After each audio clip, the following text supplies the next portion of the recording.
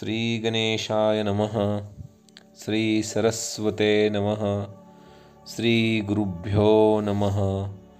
आता गरुडपुराणं द्वितीयोऽध्यायः।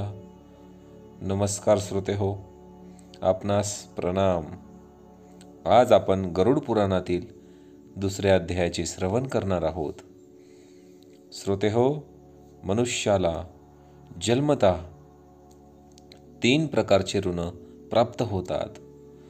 एक आहे देवऋण, दुसरे आहे ऋषी ऋण आणि तिसरे आहे पितृऋण। देव, ऋषी आणि पितृ यांच्याबद्दल धर्मशास्त्रीय कर्तव्य आपण पार पाडणे आणि यांच्याबद्दल कृतज्ञ राहणं,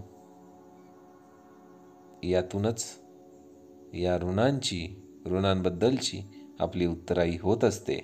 मनुष्याला पितृऋण असतात।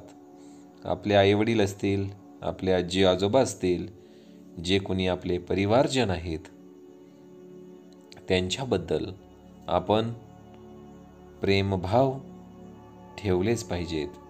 त्यांची सेवा शुश्रूषा करणे, त्यांची आज्ञापालन करणे, ते आपल्याजवळ असताना त्यांना आनंद वाटेल असे आपण वागणे, सर्व प्रकारे तन मन धनाने त्यांची सेवा करणे हेच आपले कर्तव्य असते। मात्र हेच आपले आईवडील ज्यावेळेस स्वर्गवासी होतात त्यावेळेस त्यांच्यासाठी श्राद्ध, तर्पण, तिलांजली, पिंडदान हे सार्वत्रिक श्राद्ध असेल किंवा पितृपक्षातील श्राद्ध असेल ते करणे आणि आपल्या या गतपित्रांसाठी सद्गती मिळावी याच हेतूने धर्मशास्त्रीय श्राद्धविधी करणे, जेणेकरून आपली या पितृऋणातून उतराई होत असते। गरुड पुराणाचे श्रवण करणे, यातून सुद्धा आपली पितृआई होत असते। आज आपण गरुड पुराणातील दुसऱ्या अध्यायाचे श्रवण करणार आहोत। दुसऱ्या अध्यायामध्ये गरुड भगवंतांना विचारतो की, हे भगवंता, ज्या मार्गाने पापी जातात असा हा पापी लोकांना दुःख देणारा जो मार्ग आहे तो कसा आहे ते सांगा। आपल्याला माहीतच आहे की यमनगरीकडे मृत्यूनंतर पापीही जातात आणि पुण्यवानही जातात। पुण्यवान लोकांना जाण्यासाठी पश्चिमेकडील आणि उत्तरेकडील मार्ग आहेत, मात्र जे पापी आहेत त्यांना दक्षिणेकडील मार्ग आहे आणि पापी लोकांसाठीच तो खास वेदनामय असा तयार केला गेला आहे। नेमकं त्याला काय वेदना भोगाव्या लागतात, नेमकी काय शिक्षा भोगावी लागते तेच या अध्यायामध्ये सांगितले आहे। या मार्गामध्ये विश्रांतीकरता ज्यावेळेस प्राणी थांबतो, मात्र त्याला विश्रांतीकरता जी झाडाची छाया आहे ती सुद्धा मिळत नाही। ज्या मार्गामध्ये अन्न पाण्याचीही सोय नसते, ज्या मार्गाने जाताना तहान लागली असता पाणी पिऊ म्हणेल तर पाणीसुद्धा मिळत नाही।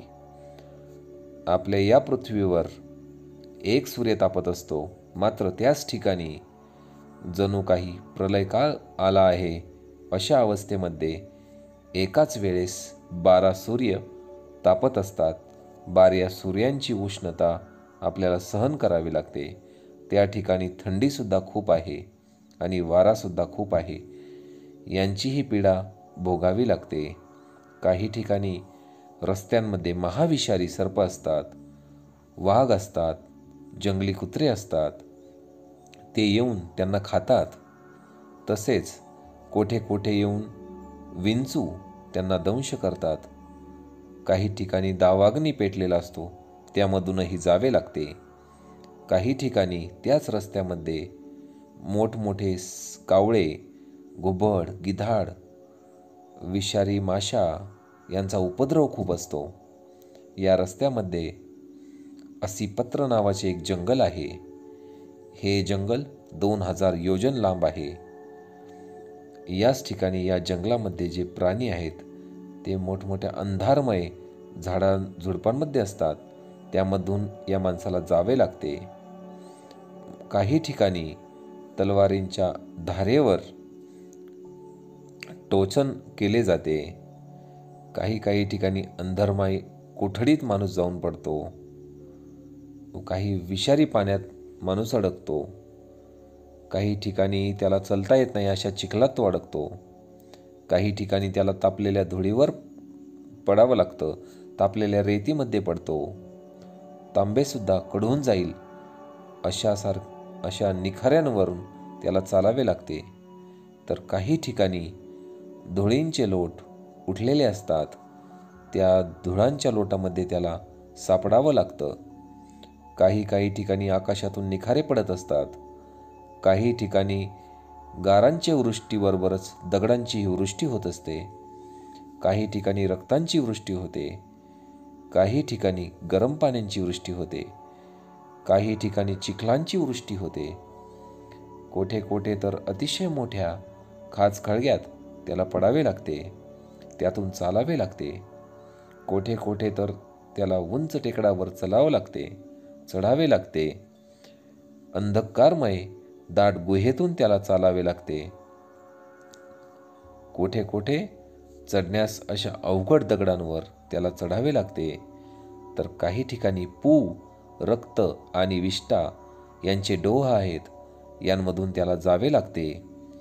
रस्त्याच्या मध्यभागी अतिशय भीती देणारी एक नदी आहे. तिचे नाव आहे वैतरणी. तिला पाहिल्यावरही दुःख होते, भीती वाटते.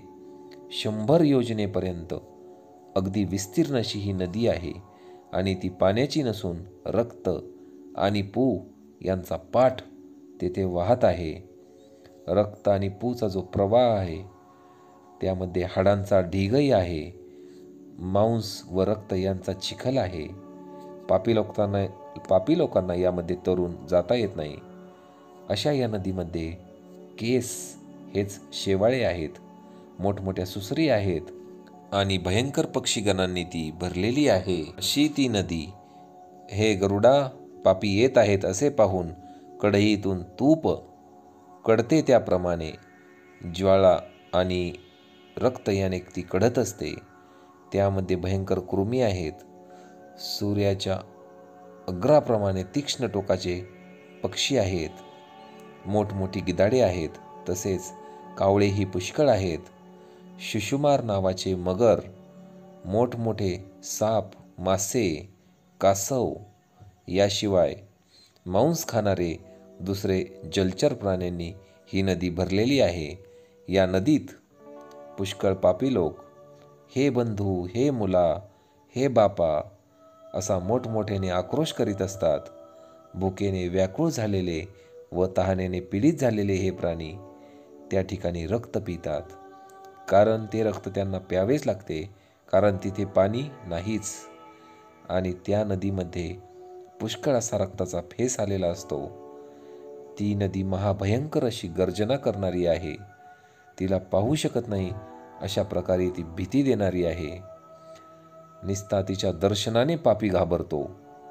या ठिकाणी भरपूर विंचू आहेत, लांब लांब काळे साप आहेत. त्या ठिकाणी पडलेल्या पाप्यांना आपला रक्षण करणारा कोणी नसतो. पापी लोक पाण्यातील शेकडो भोवऱ्यांच्या जोराने कधी खाली जातात तर कधी वर येतात. अशा प्रकारे ते खाली वर अशा गटांगळ्या खातात. भगवान सांगतात, हे गरुडा, पापी लोकांना त्यामध्ये पडावेच लागते. अशा करता ती नदी निर्माण केली गेली आहे. तिचे पलीकडले तीर दिसत नाही. ती तरून जाण्यास फार अशक्य आहे व फारच दुःखप्रद आहे. अशा रीतीने यमाचा मार्ग आहे. तो मार्ग पुष्कळ प्रकारांनी अतिशय दुःख देणारा आहे. पापी लोक आक्रोश करीत रडत दुःखी होत त्या रस्त्याने जात असतात. त्या रस्त्याने जे पापी जातात त्यातील कित्येक तर पाषाणाने बांधलेले असतात, कित्येकांना अंकुशाने ओढलेले असते, कित्येकांना दोरखंडाने ओढले जाते, कित्येकांच्या नाकात व्यसन घालून, कित्येकांच्या कानात दोर घालून, कित्येकांच्या गळ्यात पाश घालून त्यांना कावळ्याप्रमाणे ओढले जाते. कित्येकांच्या गळ्यांना, हातांना, पायांना साखळदंड बांधून, कित्येकांच्या पाठीला साखळदंड बांधून त्यांना ओढून नेतात. कित्येकांच्या डोक्यांवर लोखंडाचा ओझा देऊन त्यांना तिथे चालविले जाते. असे असून मध्ये मध्ये यमाचे दूत चापकाने मारतच असतात. वारंवार मुदगलांचा प्रहार, त्यामुळे तोंडातून रक्त उडते आणि पुन्हा तेच आपले रक्त पितात. ते प्राणी आपली केलेली दुष्ट कर्म स्मरण करतात आणि त्याबद्दल शोक करतात आणि महाग्लानी पावतात. अतिशय दुःख भोगीत भोगीत शेवटी यमाच्या द्वारी पोहोचतात. मंदबुद्धीचा पापी तशाच मार्गाने चालत असता माझा मुलगा, माझा नातू असे बोलत बोलत, हा हा, अरे अरे असे करीत करीत महापश्चाताप पावतो. तो पश्चाताप असा करतो की मोठ्या प्रयासाने, मोठ्या प्रयत्नाने, महापुण्याच्या योगाने मनुष्यजन्म मिळाला होता आणि तसे असतानाही मी कधी दान केले नाही, कधी धर्म केला नाही, मी किती वाईट कर्म केले हे सर्व तो आठवतो. पश्चाताप करताना तो स्वतःलाच उद्देशून म्हणतो, हे जीवा, मी कधी कोणाला दान केले नाही, कधी अग्नीमध्ये हवन केले नाही, कधी तप केले नाही, कधी मी देवाचे पूजन केले नाही, यथाविधीप्रमाणे तीर्थयात्रा केली नाही आणि म्हणून तू जे केलेस त्या दुःखाचा उपभोग कर. त्याला इतर कोणालाही दोष देऊन चालणार नाही. श्रोतेहो, मनुष्याचा हा स्वभाव आहे. जवळजवळ सर्वांनाच वेळ गेल्यानंतरच सत्य लक्षात येते. वर्तमान काळामध्ये आपण कर्म करतो त्यावेळेस आपण मोहाधीन झालेलो असतो. मायेच्या अधीन होऊन, मोहित होऊन आपण कोणतेही कर्म करतो.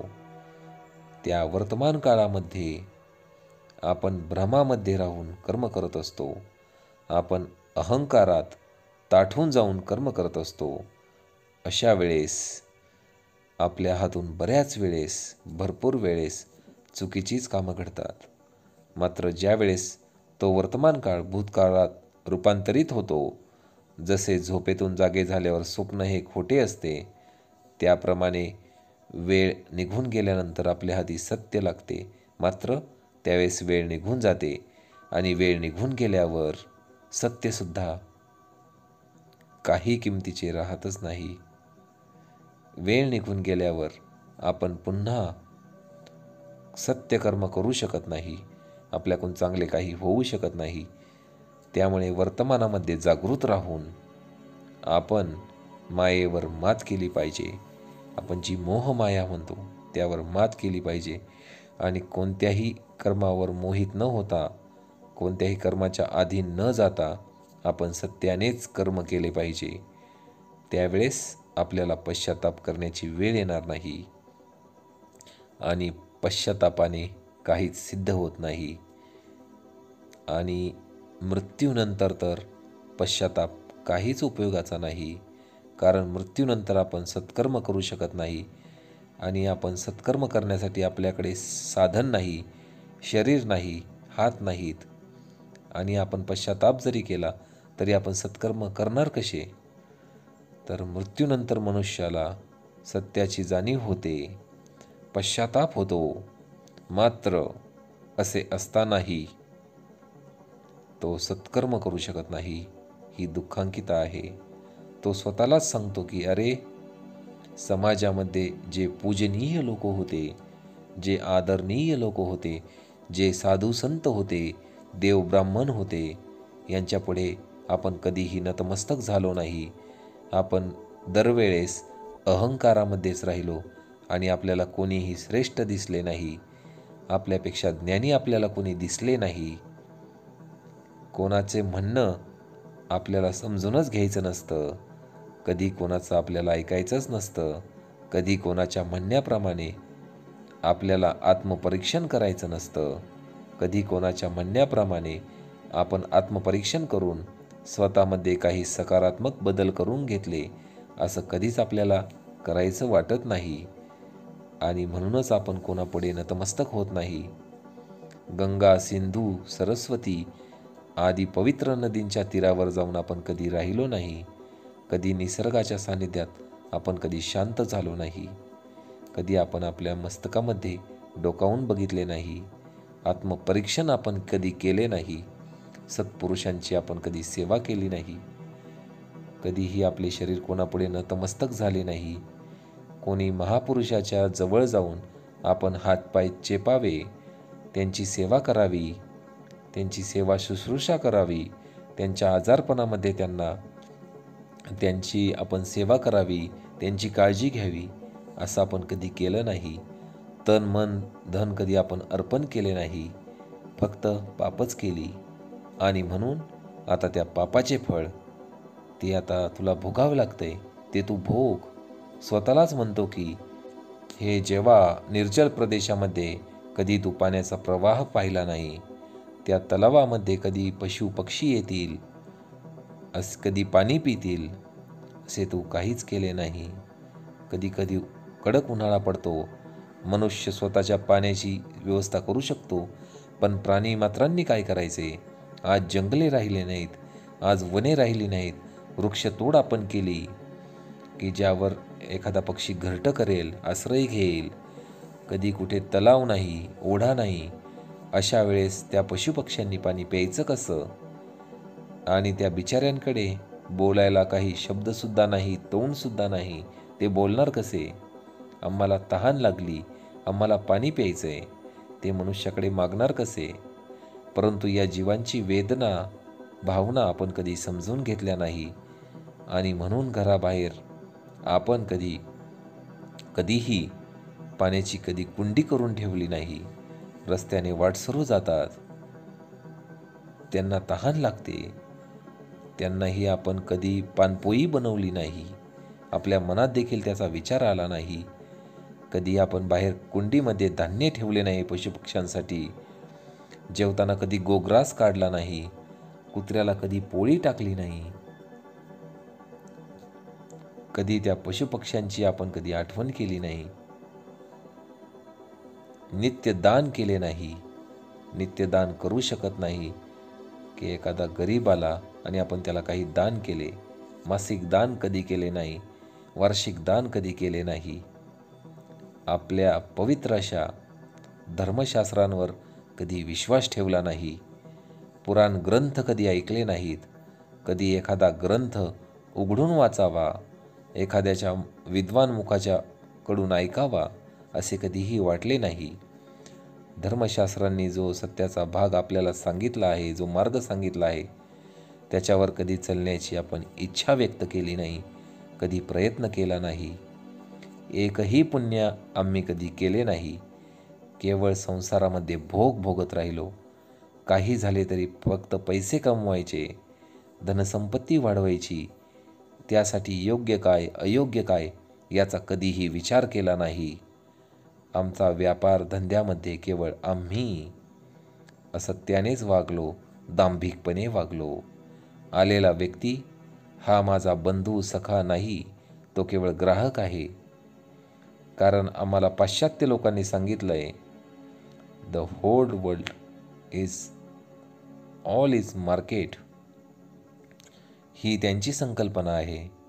सर्व विश्व म्हणजे बाजारपेठ आहे. सर्व विश्व म्हणजे ग्राहक आहे. पण त्याआधी हजारो वर्षांपासून ऋषींनी आपल्याला सांगितलंय की आम्ही आलेल्या व्यक्तीला कधी ग्राहक समजत नाही. आम्ही त्याला आमचा सखा समजतो. त्याला आम्ही आमच्या परिवारातील सदस्य समजतो, कुटुंबीय समजतो. आलेल्या व्यक्तीला काहीतरी विकायचं आणि केवळ ओरबडायचं, आवश्यकतेपेक्षा जास्त नफा घ्यायचा, नफाखोरीपणा करायचा, काहीतरी उलटसुलट पद्धतीने त्याला समजावून सांगायचं, पटवून द्यायचं आणि खोटारडेपणाने आपली वस्तू त्याला विकायची. आणि त्याच्याकडून काहीही झालं तरी पैसा हा काढायचा. हे जीवन आम्ही करत आलो आणि हे पाप आहे. या पापाचे दुःख आम्ही आज भोगत आहोत. ज्या स्त्रिया आहेत त्या स्त्रिया अशा प्रकारे पश्चाताप करतात की पूर्वी म्हणजेच मृत्यूच्या पूर्वी नवऱ्याची आज्ञा कधी मानली नाही, पतिव्रता धर्माचे कधी पालन केले नाही, कधी कोठे आईवडिलांची आज्ञा ऐकली नाही, आईवडिलांच्या आज्ञेप्रमाणे कधी आचरण केले नाही. ते आता तू या तुझ्या पापाचे फळ तू भोग. आपल्या पतीची, आपल्या आईवडिलांची सेवा हा स्वधर्म असताना तो कधी तू केला नाही. वैधव्य आलं तर तपानुष्ठान कधी केले नाही. आता पापाचे फळ तू तुझे आता भोग. कधी आठवड्यातून एकदाही उपवास केला नाही, महिन्यातून कधी उपवास केला नाही, कधी कोणते व्रत केले नाही, सात्विक भाव ठेवला नाही, कोणत्याही मोलाचा विषयांचा कधी त्याग केला नाही, कोणत्याही धार्मिक नियमांचे आचरण केले नाही, केवळ आणि केवळ शरीर भोग. ते भोगासाठीच वापरले. हे पाप आहे. आता तू तुझे फळ भोग. अशा रीतीने पापाचे स्मरण करून तो जीव तेथे खूप विलाप करतो. आता पुन्हा पुण्य करण्यासाठी, पुण्य मिळवण्यासाठी, सत्कर्म करण्यासाठी मनुष्यजन्म कसा मिळणार? ते मनुष्याचे शरीर अमूल्य ठेवा आपल्याला भगवंताने दिला होता. ते शरीर आता परत कसे मिळणार? मी आता परत सत्कर्म कशी करणार? असा विचार करून पुन्हा पुन्हा तो दुःख मानत असतो, पुन्हा पुन्हा पश्चाताप करतो. अशा प्रकारे जीव हा एकटाच 17 दिवस चालता चालता 18व्या दिवशी सौम्यपुरी पोहोचतो. त्या रमणीय अशा नगरांमध्ये पुष्कळ असा प्रेतांचा ढीकच्या ढीक पडला आहे. तिथे पुष्पभद्रा नावाची एक नदी आहे. त्या नगरीत यमाचे दूत त्याला विसावा घेण्यास थोडासा वेळ देतात आणि मृत्यू झाल्यानंतर वर्षश्राद्धापर्यंत एका वर्षात 16 श्राद्धे करावी लागतात. त्याला मासिक श्राद्धे असे म्हणतात.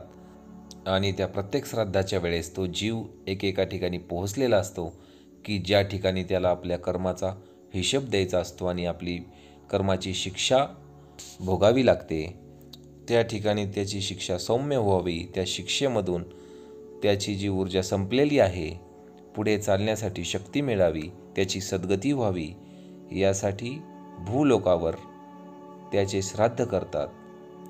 त्यातून जे अन्नदान, तिलांजली याचा जो अंश मिळतो त्याच्यातून त्याला शक्ती मिळते आणि त्यातून पुढे तो प्रवास सुरू करतो, म्हणजेच त्याची सद्गती होते.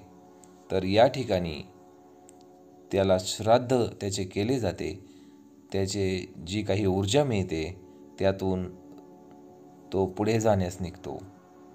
त्या ठिकाणी त्याला आपल्या पतीपत्नींची आठवण होते.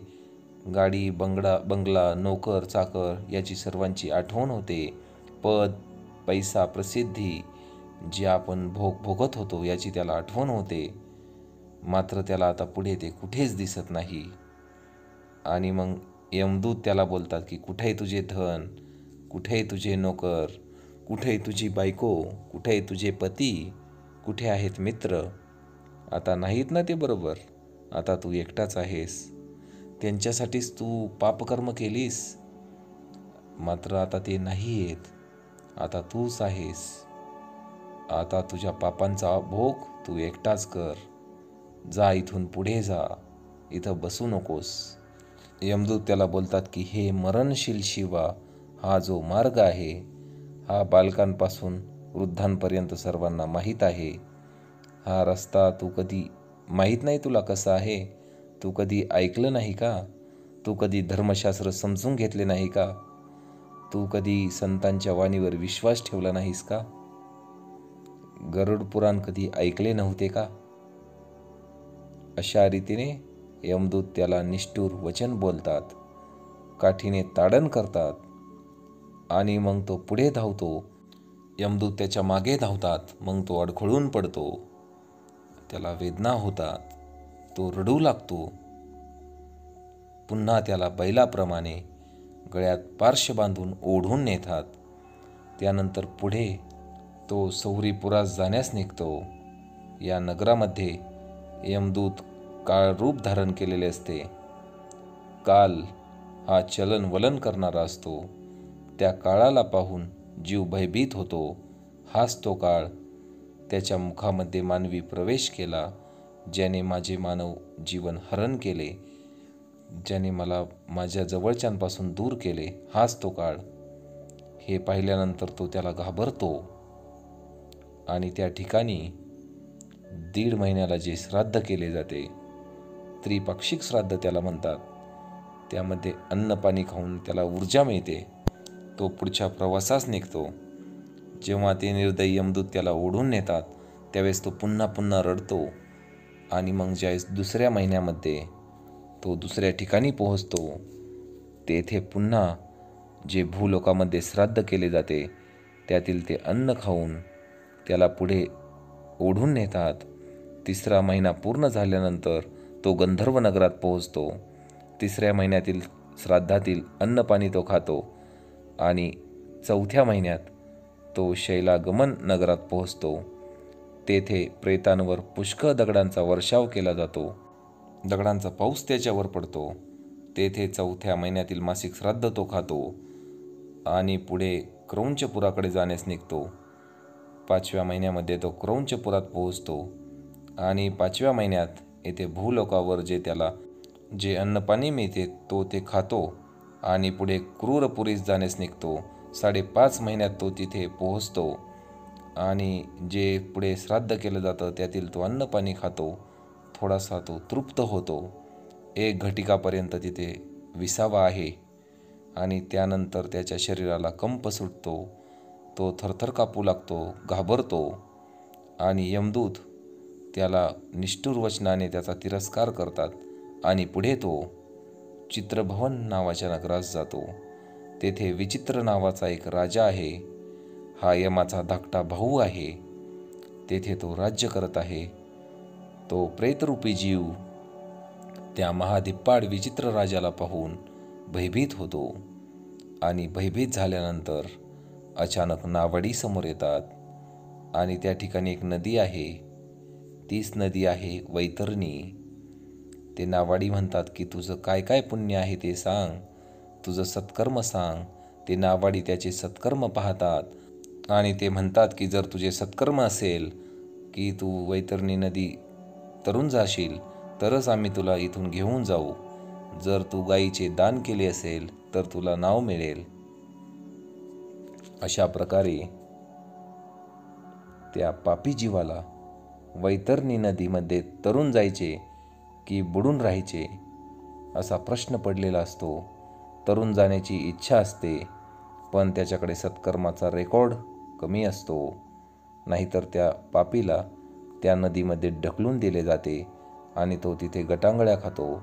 ज्या प्रकारे माशाला गळामध्ये अडकवले जाते, तसे माणसाला तिथे त्याच्या गळ्यामध्ये काटा गुंतवून त्याला ओढल्या जाते. तेथे मासिक श्राद्धात दिलेला जो पिंड आहे तो तिथे खातो आणि तो तेवढ्याने तृप्त होत नाही. तो भुकेने तहानेने पीडित होऊन मार्गामध्ये विलाप करत रस्ता आक्रमण करतो. 7व्या महिन्याच्या आरंभाला तो भगवा पद नावाच्या आरंभाला पोहोचतो. तिथे त्याला जे पिंडदान मिळालेले असते भूलोकावर त्याचं तो जेवण करतो आणि तृप्त होतो. पुढे तो दुःखद नावाच्या नगरास जाण्यास निघतो. हे गरुडा आकाशमार्गाने चालत असल्याने त्या पापी प्राण्याला फारच मोठे दुःख भोगावे लागते. 8व्या महिन्यात पुत्राधिकांनी दिलेले पिंड व तिलांजली खातो आणि 9व्या महिन्याच्या आरंभी नानाकंद नावाच्या नगरीस पोहोचतो. तेथे नाना प्रकारे मोठ्या आवाजात एक आक्रोश आरडाओरडा चालू असतो. कानठळ्या बसतील असा तो आवाज असतो. तो तिथे भयभीत होतो, घाबरतो, दुःखी होतो आणि रडू लागतो. यमकिंकरांनी तिरस्कृत केलेला तो प्रेतरूपी जीव ते नगर सोडून तो 10व्या महिन्यात शोतक नावाच्या नगरीस मोठ्या कष्टाने पोहोचतो. तेथे पुत्राधिकांनी दिलेले जे जेवण आहे ते सेवन करून तो 11व्या महिन्याच्या आरंभी रौद्र नावाच्या नगरी पोहोचतो. तेथील परत तो भूलोकावरील श्राद्ध खाऊन 11.5 महिने झाले असता तो वर्षण नावाच्या नगरीत जातो. तेथे प्रेतरूपी जीवांना महादुःख देणारे असे मेघ वर्षाव करत असतात. तेथे उनाब्दिक नावाचे श्राद्ध तो उपभोग करतो. पहा, 11.5 महिने झाल्यावर जे श्राद्ध होते त्याला उनाब्दिक नावाचे श्राद्ध म्हणतात. म्हणजेच श्राद्ध झाल्यानंतर जे श्राद्ध केलं जातं त्याला सांवत्सरिक श्राद्ध, वर्षश्राद्ध म्हणत नाहीत. त्यामुळे काही ठिकाणी 11.5 महिने झाले असता जे वर्षश्राद्ध करण्याची प्रथा आहे ती चुकीची आहे. वर्षश्राद्ध या शब्दामध्येच वर्षश्राद्ध कधी करावे हे सांगितले आहे, ते म्हणजे वर्ष पूर्ण झाल्यावर. आणि वर्ष पूर्ण ते मृत्यू तिथीला, काही जण जिवंत तिथीला आदल्या दिवशी करतात, ते चुकीचे आहे. वर्षश्राद्ध हे मृत्यूच्या तिथीलाच झाले पाहिजे. वर्ष पूर्ण झाल्यानंतर स्टाड नावाच्या नगरीत जातो. त्या ठिकाणी बर्फापेक्षाही महाथंडी आहे. त्या ठिकाणी त्या थंडीमध्ये त्याला खूप भूक लागते. तो 10 दिशांकडे पाहतो. कोणी माझे बांधव आहे का की मला अन्न पाणी मिळेल? मात्र कोणीही त्याला तिथे दिसत नाही. माझे दुःख कोणी दूर करणारा कोणी इथे दिसत नाही. आणि मग त्यामुळे यमदूत त्याला टोचून बोलतात की तुझा बांधव या ठिकाणी भेटण्यासाठीचे जे पुण्य आहे ते तुझ्याकडे आहे का? आणि तो त्या ठिकाणी वार्षिक श्राद्ध खातो आणि पुन्हा धैर्याचा अवलंब करून पुढे वर्ष संपल्यानंतर तो यमाच्या नगरीत पोहोचतो. आणि एवढा प्रवास करण्यासाठी हस्तपरिमित जो हाता एवढा त्याला देह मिळाला होता तो देह तिथे निघून जातो. त्या देहाचा त्याग होतो आणि त्याला नंतर अंगठ्या एवढाच देह मिळतो, शरीर मिळते. आणि या देहाला यातना देह असे म्हणतात, कारण त्याला पुढच्या नरकातील यातना सहन करायच्या आहेत.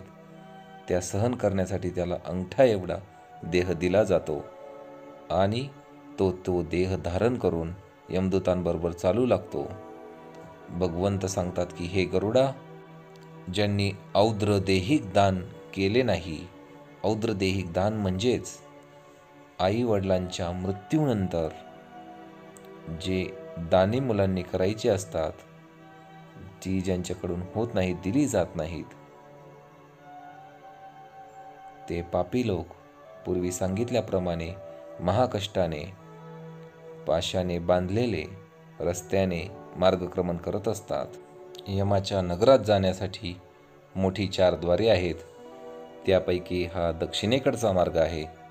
या महाभयंकर रस्त्यामध्ये धूप, तहान यांनी पीडित कसे जातात हे तुला मी जसे होते तसे सांगितले आहे. आणखी तुला काय ऐकण्याची इच्छा आहे? अशा रीतीने गरुड पुराणातील सारोद्धार प्रकरणात यमाचा मार्ग कसा आहे हे भगवानांनी गरुडाला सांगितले आहे. या ठिकाणी श्रोते हो, गरुड पुराणातील 2रा अध्याय समाप्त होत आहे. ओम नमो भगवते वासुदेवाय नमः.